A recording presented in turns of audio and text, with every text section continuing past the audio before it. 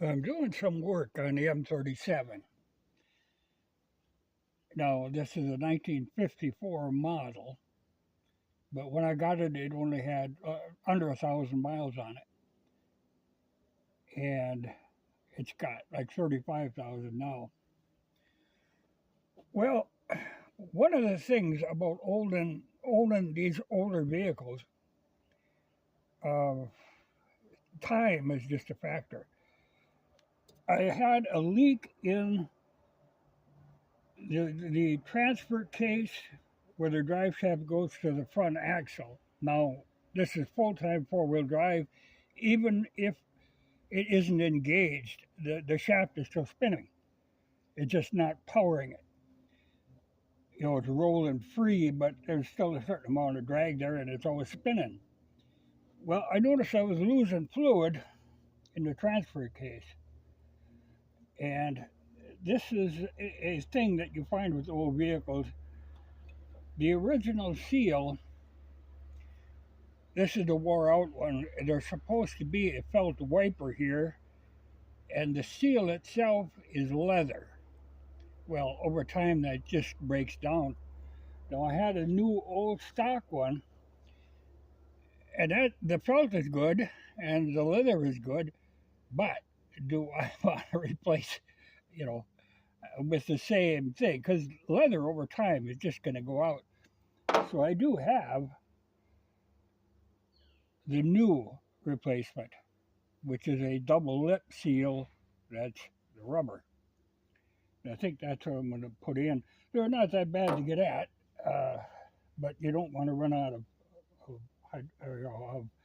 gear lube. These are the bearing holders that the seal goes in, and this is a new old stock one. I keep it on hand just because, it's. I think it's the same seal holder on all the shops in the transfer case. See, these are different from most vehicles in that the transfer case is completely separate from the transmission. A short drive shaft comes from the tranny to the transfer case, and then it branches out from there. So you can actually pull a whole transfer case separate, unlike most four-wheel drives where it's all built into one. So it's not that hard to work on. I've thought about actually pulling that apart and putting all new bearings in and stuff, but this is my main problem.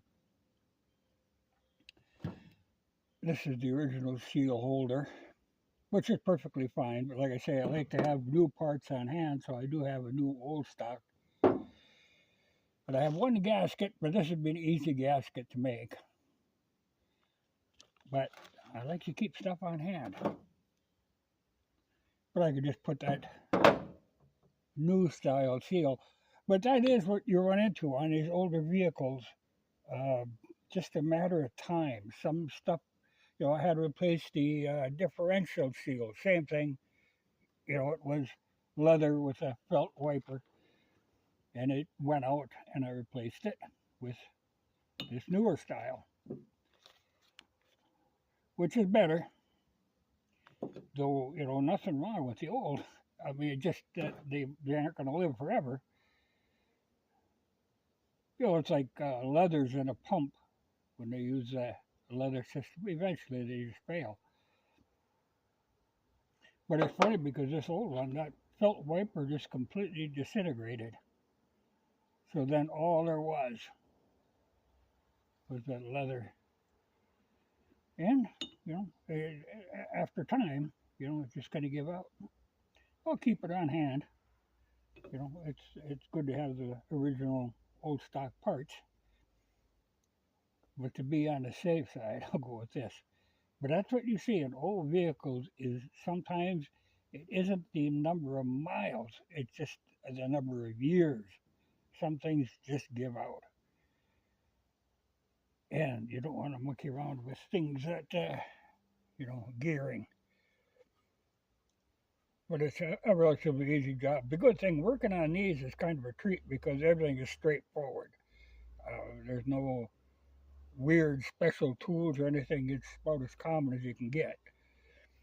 just playing wrenches and sockets. Actually feels weird for me to be working with standard wrenches. I haven't done that for a while. Most of the time I'm working with metric stuff.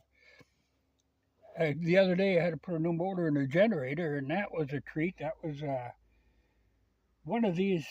It's like if you get stuff that's made in Canada, it's assembled out of American parts. So some of the parts are standard, some of the parts are metric.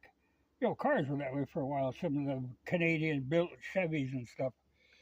My Volvo Road Grader was that way. Anything on the motor was standard. Anything on the grader was metric. That's just what you gotta. It's like working on an old Triumph. You just use whatever wrench will fit. A lot of them were Whitworth, but whatever works, you know.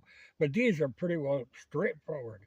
And the funny thing too, I've noticed this before working on this, they were really into using fine threads.